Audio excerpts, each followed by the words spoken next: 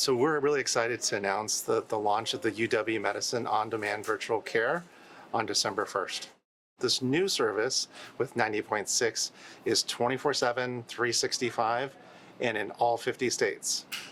It's a subscription model, so a little bit different. For the first 3 months, it's $30 plus $1 per visit, and then after that, it'll be $120 a year. This is a really good service for patients who may have lower acuity conditions. I mentioned like a cough or a rash or urinary tract infection type symptoms. And so that's a really good use case for this. They also can call 90.6 for any kind of refills on medications. So that's a service that's available.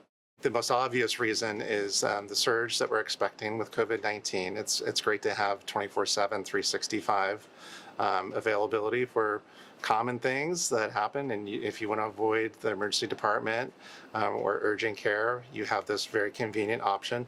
And it also does allow us to do some triage of COVID-19-like symptoms.